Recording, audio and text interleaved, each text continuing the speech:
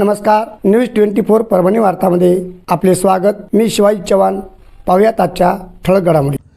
संपूर्ण महाराष्ट्राला खळबळून जागी करणारी मसाजोगचे सरपंच संतोषदादा देशमुख यांच्या हत्येची घटना पाहता महाराष्ट्र हा बिहार झाला की काय असे वाटत आहे।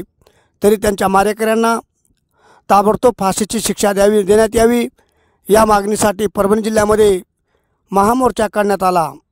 या मोर्चामध्ये मसाजोगचे सरपंच कैलासवासी संतोष देशमुख यांचे कुटुंबीय व मराठा योद्धे मनोजदादा जरांगे यांची प्रमुख उपस्थिती दिसून आली।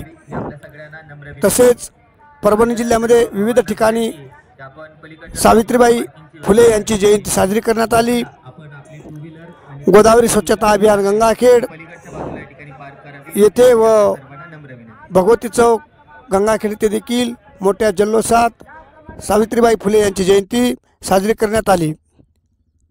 आपण चॅनलला नवीन असाल तर आजच चॅनलला लाईक व सबस्क्राईब करा, बेल आयकॉन दाबा व बेल आयकॉन दाबून सबस्क्राईब करा। आमचे परभणी जिल्हा प्रतिनिधी शेख सरफराज भाई यांनी हा सदरील वृत्तांत कळवला आहे। पाहूयात काही क्षणचित्रे।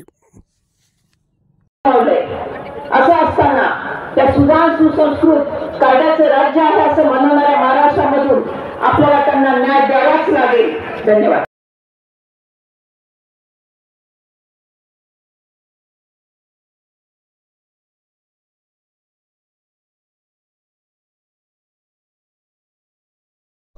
सांस्कृतिक असो, अभ्यासक्रम असो, काही असो, खरंच खूप मन तन लावून त्यांनी काम करतात। त्यांनाही या गोदावरी स्वच्छता अभियानतर्फे गिफ्ट देऊन त्यांना मान सन्मान त्यांचा करण्यात येत आहे।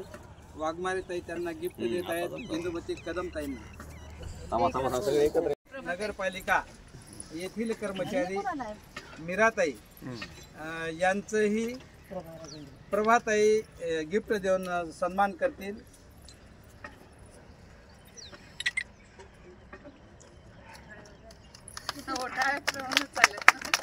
जोरसे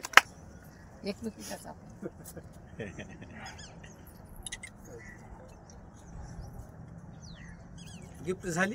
कोणी दोन शब्द बोलणार असलं तर बोला। हा एक अभियान थांबव सगळं एका ठिकाणी।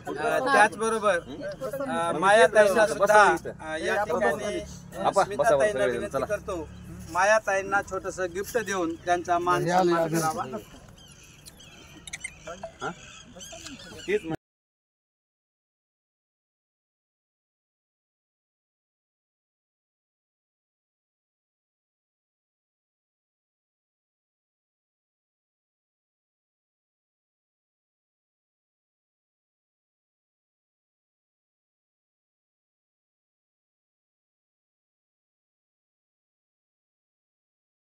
आणि याच बरोबर आजचे बातमीपत्र संपले। पुन्हा भेटूयात पुढील बातमीपत्रात। नमस्कार।